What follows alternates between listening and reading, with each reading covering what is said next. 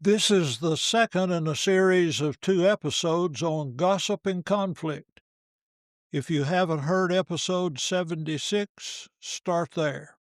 Have you ever wondered why gossip spreads so easily and why it's so hard to stop once it starts? What if the key to ending conflict in your church, family, or workplace is as simple as refusing to add one more stick of wood to the fire? Imagine what could happen if every believer took a personal stand to be vaccinated against the gossip virus, starting with you and me. Welcome to Gleaning Mustard Seeds with Jerrie Barber. Mr. Barber is a preacher, a ventriloquist, a barefoot runner, and writes 2 blogs.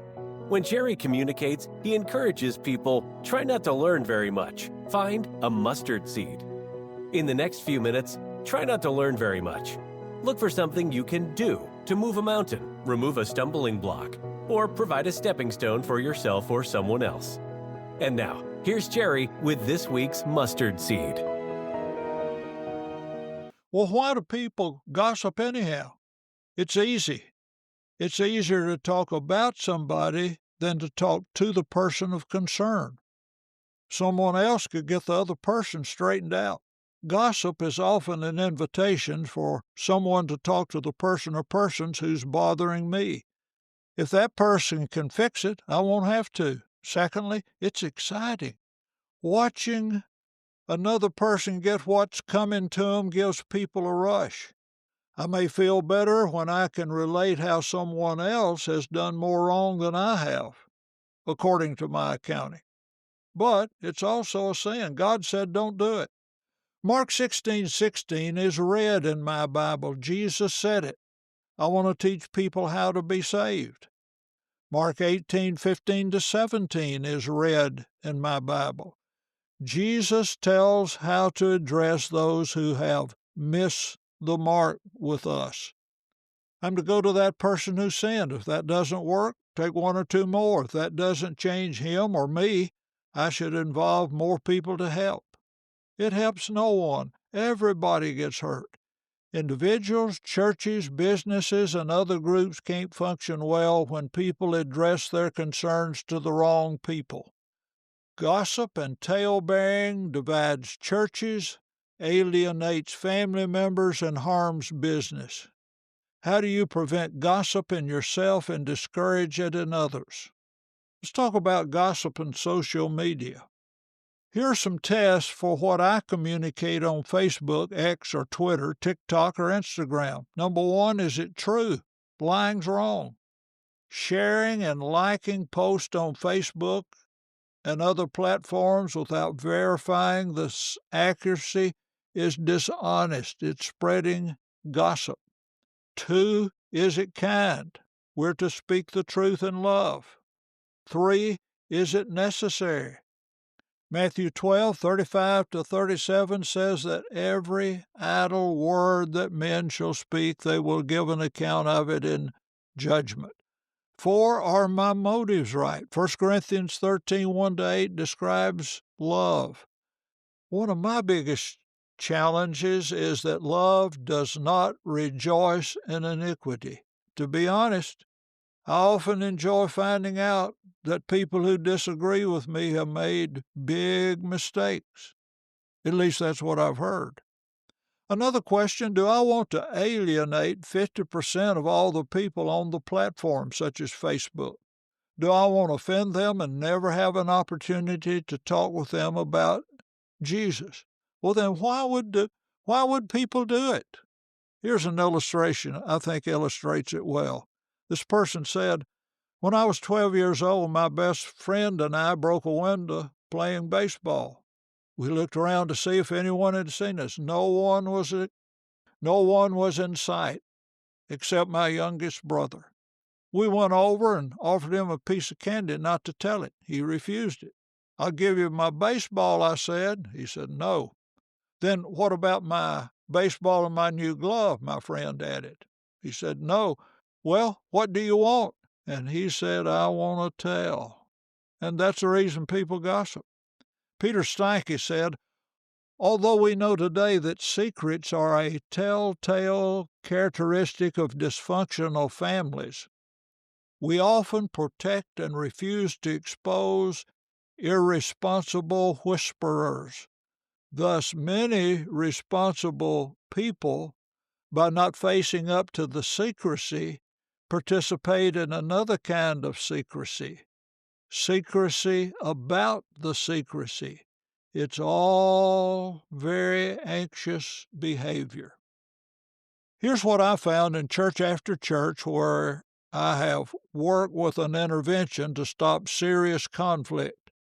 People knew who was carrying wood to the fire.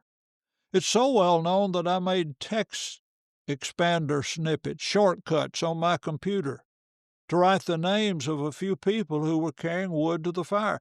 It was generally known throughout the congregation who was stirring the pot, and yet no one was doing anything about it.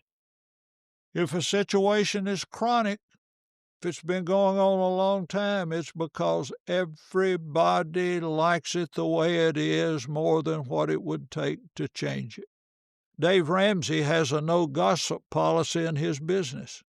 Gossip is defined as discussing anything negative with someone who can't help solve the problem. If a team member's discovered gossiping, they receive one warning. After that, they're fired. Yes, Dave's fired people for gossiping and says he'll do it again to keep it out of his company. Here's a rule of thumb. If you're talking to someone who is neither part of the problem nor part of the solution, it's probably gossip. If you're motivated by love and restoration and speaking to someone who can actually help, it isn't gossip. And here's the acid test. After we finish this conversation, what are we going to do to improve the situation? Rehearse and be prepared to ask and answer the question after talking and listening to less than complimentary comments about another person. What are we going to do about the situation? When will we do it? Would you like to see the church you attend get vaccinated for protection against the gossip virus? Here are 3 steps. Number 1, don't gossip. Without wood, the fire goes out. Without gossip, quarreling stops. Proverbs 26:20. 2, don't listen to gossip. Without gossiping ears, there'd be no gossiping tongues. If a situation's chronic, it's because everybody likes it the way it is more than what it would take to change it.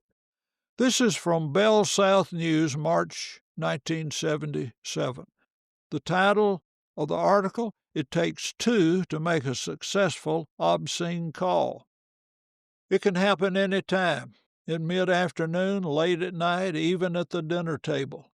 You pick up your ringing phone only to be verbally assaulted by a torrent of disgusting obscenities, and the sick man that placed the call succeeds in sickening you. Happily, there's something you can do about obscene phone calls, something that will turn off a sick man faster than anything else. Simply hang up. It takes 2 to make a successful obscene call. A caller and a listener.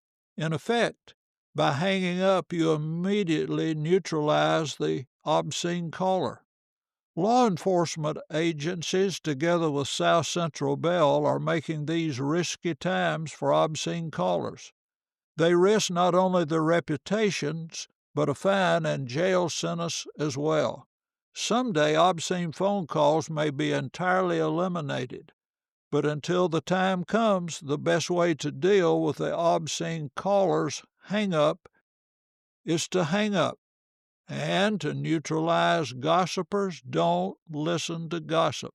3, look for and use opportunities to say good, wholesome words that'll build others up and benefit those who listen.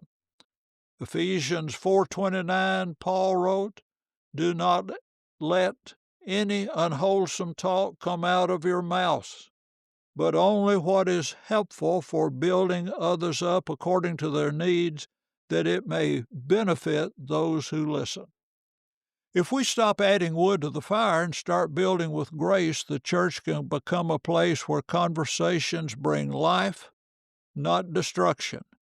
Gossip thrives when courage dies, but where truth is spoken in love, healing begins.